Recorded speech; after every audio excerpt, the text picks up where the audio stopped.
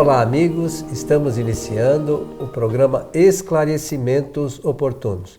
Lembrando que este programa é uma realização da Sociedade Espírita Francisco de Assis, casa sediada na cidade de São Paulo. Como sempre, conosco, Milton Felipelli. Tá certo? Tudo certo, Milton? Tudo bem, estamos prontos aqui para o nosso trabalho. Desejar a todos que os bons espíritos nos ajudem sempre. É isso aí, senhor Milton. Recebemos aqui uma questão, essa aqui que diz assim: o que é necessário para se organizar uma reunião de desobsessão? Desobsessão. Nós vamos chegar lá, mas antes temos que dizer o seguinte: esse trabalho nós podemos considerar o de maior responsabilidade de uma casa espírita. A reunião de desobsessão, por tudo quanto vai ser possível conversar hoje, nós podemos perceber, é o trabalho mais difícil, mais áspero, mais dificultoso que se pode realizar dentro de uma casa espírita. Pela ordem, nós podemos anotar que a primeira necessidade é a de que o centro espírita tem que ser muito bem estruturado. Não estamos nos referindo apenas à parte física, que é necessário. Claro. Necessário, ser solidamente edificado. Mas a parte humana, isso que normalmente se costuma chamar de base para a atividade doutrinária. Então, ter o que o centro tenha instituído como fundamento do seu trabalho, o conhecimento da doutrina espírita em primeira ordem, em primeiro lugar. Porque sem o conhecimento específico vai ser difícil entender a sequência de atividades da própria casa. E, em seguida, é a preparação do elemento humano. Com conhecimento, a preparação do ponto de vista, vamos dizer, da psicologia espírita, porque existe a série de reuniões, entre elas uma reunião que poderá ser organizada para atender essa necessidade ligada à desobsessão. Desobsessão, a obsessão, segundo o Espiritismo, com Allan Kardec, lá no capítulo 23 do Livro dos Médiuns, que está aqui sobre a nossa mesa, obsessão é a relação moral que existe entre os espíritos pela sua inferioridade. Então, não existe obsessão por amor, obsessão superior, que o termo obsessão já significa uma enfermidade de origem espiritual, no processo de relacionamento moral entre os espíritos. Mas depois a gente poderá, quem sabe, entrar em alguns outros detalhes. Então, a estruturação da casa espírita, a preparação do elemento humano, o conhecimento do espiritismo, a preparação do elemento humano, e aí se pode perceber, se pode verificar se o grupo tem condições de instaurar uma reunião dessa natureza. As reuniões que se pode organizar no centro, fora daquelas que normalmente as pessoas costumam falar, as prioritárias é a reunião de assistência espiritual ligada com a doutrinação de espíritos sofredores, porque a reunião de desobsessão é para tratar de espíritos obsessores. Aí é que reside o maior perigo, conforme nós estávamos salientando lá. Muitas pessoas não acham isso, mas a nossa experiência mostra que indica que se não tiver um preparo muito grande, o centro não deve nem pensar na reunião de desobsessão, se faltar primeiramente o conhecimento doutrinário e segundo uma condição moral suficientemente boa para atender esse objetivo. Nós falamos, num dos nossos programas anteriores, sobre as evocações. Falamos. Né? E até você comentou que a desobsessão não deixa de ser uma espécie de evocação, onde a gente evoca os espíritos que estão ligados a uma pessoa. A gente não sabe exatamente quem eles são, mas sabe-se que está ligado a alguém que está passando por um momento difícil. Como você mencionou, é importante o conhecimento da doutrina e, sobretudo, nós temos que, acho eu, entender que a responsabilidade desse trabalho é gigantesca, porque nós estamos nos envolvendo muitas vezes com espíritos que querem que aquele frequentador morra, se suicide, enfim, quer prejudicar aquela pessoa de tudo quanto é forma que ele puder, né, levar ele se prejudicar. Cabe ao centro espírita atender, porque na verdade, acho eu, Milton, que esse espírito, também pela experiência, não deixa de ser um espírito que está sofrendo, né? Porque ele está passando, tentando prejudicar por um sofrimento anterior. Sempre decorre, ou a grande maioria das vezes, de causas anteriores e que eles tiveram uma relação. Nós temos feito algumas experiências nesse sentido e nós tentamos ali fazer com que o espírito se recorde da encarnação anterior, que ele esteve ligado a esse encarnado.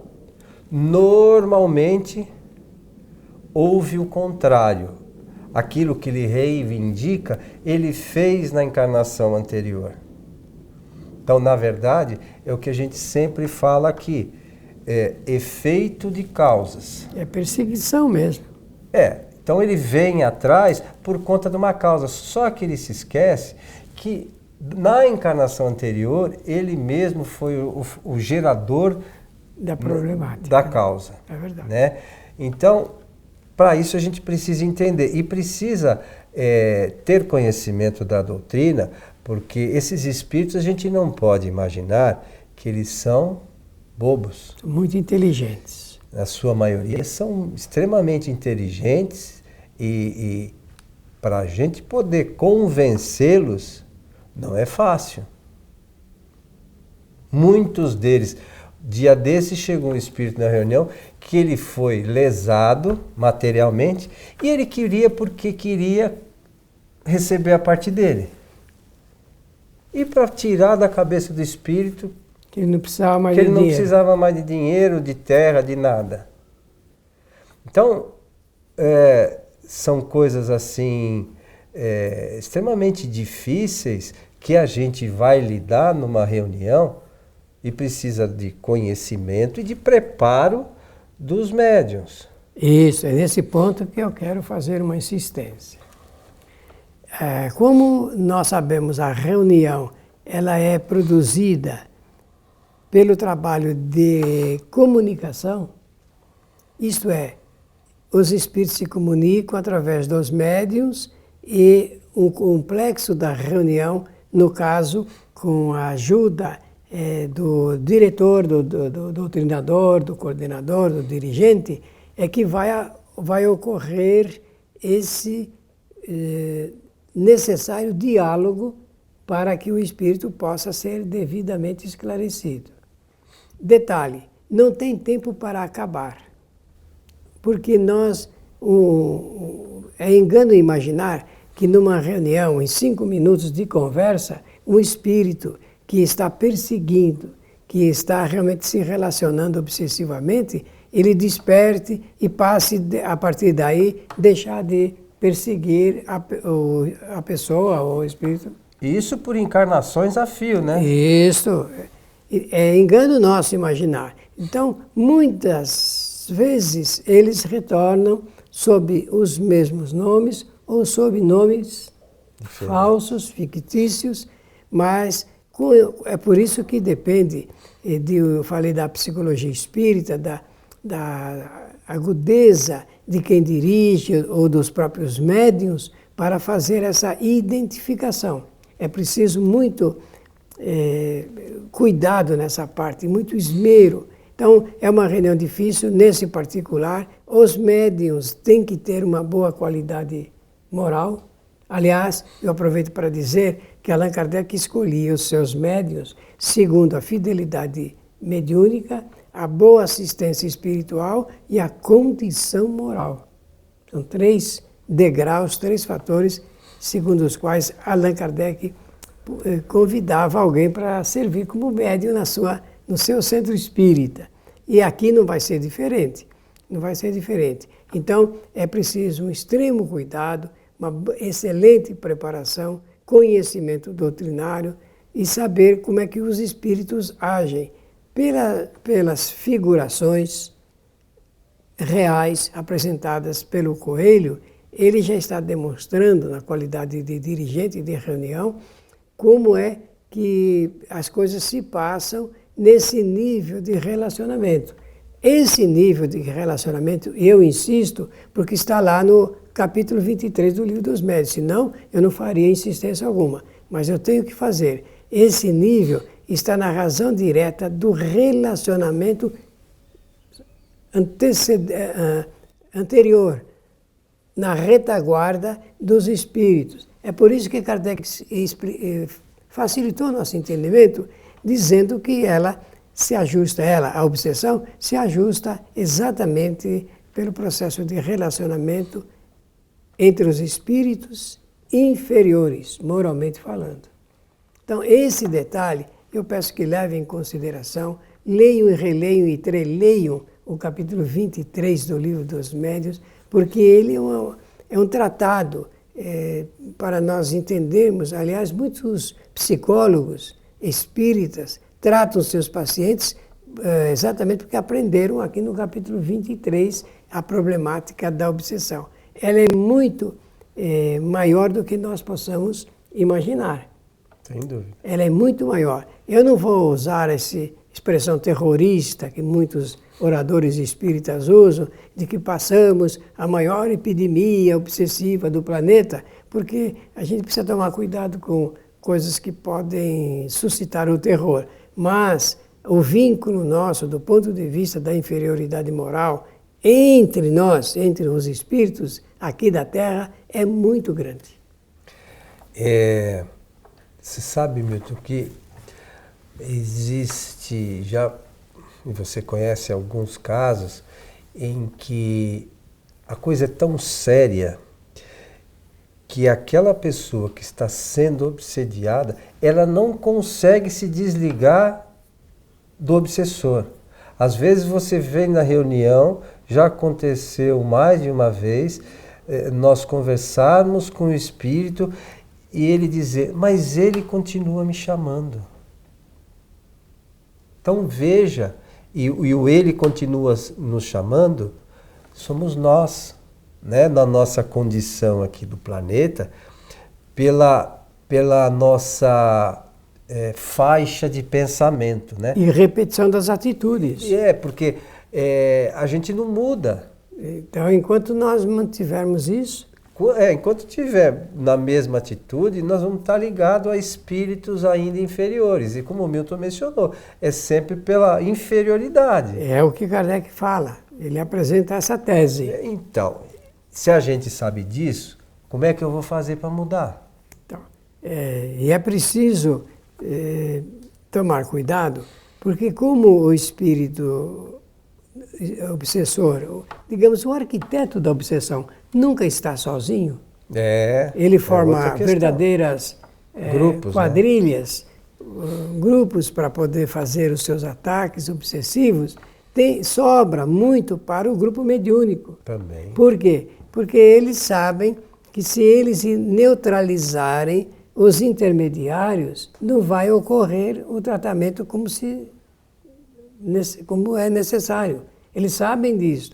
Sabendo disto, eles procuram realmente neutralizar aqueles que podem servir como meios para a elucidação dos casos. Como são muitos, nós aqui não vamos citar nenhum. Claro.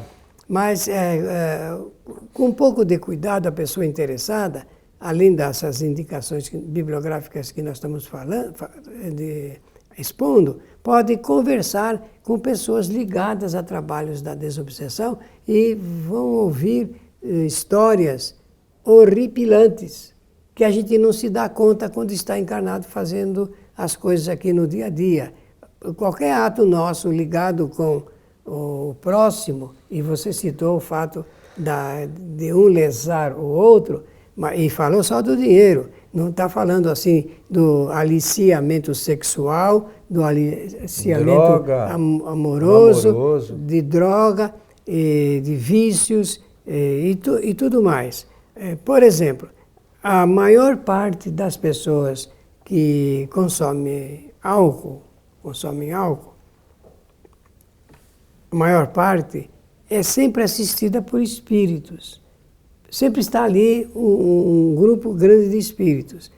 Esses espíritos se aproveitam até das ligações do passado de quem é o usuário para poder fabricar esses momentos obsessivos. É uma coisa muito interessante, importante e que serve como advertência para nós. Tem uma outra questão que você lembrou, que às vezes esses grupos que se formam na obsessão, por vezes procuram assediar alguns médiuns, por vezes eles assediam a casa, os trabalhos, porque esses trabalhos realizados, eles incomodam esses espíritos. Por quê? Porque sempre que há um trabalho desse, há uma ação dos benfeitores espirituais para minimizar essa problemática do modo geral. Isso. Então, existe uma ação, a gente pode perceber que em muitas casas esses trabalhos, eles começam e eles não vingam, não vão adiante. Porque as pessoas que dele faziam parte, não estão suficientemente, talvez, preparadas para suportar essa, vamos chamar aqui entre aspas, pressão espiritual. É para resistir, né? Ser perseverante no objetivo. Isso. Se nós estamos na casa espírita, a gente tem que entender. Tem gente que fala, mas se for... Tem casa espírita, por exemplo, que tem uma outra instituição que eles encaminham para outra instituição. Onde já se viu, nós somos espíritas. A gente tem que conhecer a doutrina. E confiar. Saber o que é possível ser feito. Agora, se eu não estudo e não conheço, como a gente insiste aqui... fica muito difícil. Fica difícil, né? Não vamos chegar a lugar nenhum, né? E é preciso tomar cuidado realmente. Bem, então nós tocamos ligeiramente no assunto, não suficientemente em forma de aprofundamento, mas agora preciso dizer assim, a obsessão é reconhecida, como ela estamos mencionando aqui, uma ação dos espíritos, quem sabe mais sobre obsessão não somos nós, são os espíritos coordenadores dos trabalhos de uma casa espírita.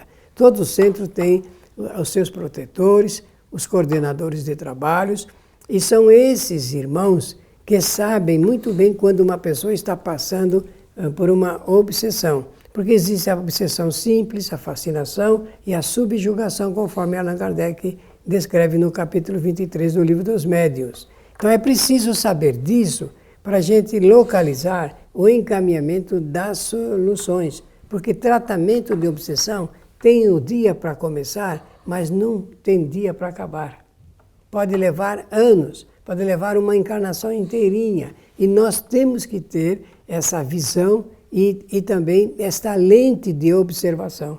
Se nós não tivermos essa lente de observação, nós não vamos nem perceber detalhes específicos que são causadores de inúmeros distúrbios dentro da própria casa, dentro da família, dos obsediados, se for o caso encarnados, e também das famílias e casas dos lares dos médiuns, que são os veículos para atender a essa necessidade. Só um detalhe que a gente já conversou aqui por diversas outras vezes, mas a gente precisa entender como é que se dá a obsessão, que é pelo pensamento. Sim. A gente já falou isso aqui diversas vezes, mas é preciso que a gente lembre sempre. De acordo com o que nós pensamos, nós estaremos nos ligando a espíritos. Mesmo que seja caso de outras épocas, a doutrina já nos ensinou como é que a gente pode fazer para melhorar isso. Se a gente tiver com o pensamento elevado, nós seremos de mais difícil acesso para esses espíritos. E bem assistidos espiritualmente. Então, né? são às vezes coisas que nem sempre é tão simples, porque se fosse simples, não precisaria de toda uma doutrina como a doutrina espírita para nos orientar nesse sentido. Mas que é possível que a gente faça. E o Centro Espírita é, por hora, o único meio que nós temos de suporte para a solução desses casos. Pela oportunidade, pela generosa atenção de todos, desejamos que os bons espíritos nos ajudem sempre. Lembrando mais uma vez da lembrança do Milton aqui, do capítulo 25 do 23, do livro dos Médiuns, para se aprofundar um pouquinho mais, Isso né, mesmo. no estudo, no conhecimento relacionado à obsessão. A você que esteve conosco, o nosso abraço e até o nosso próximo programa.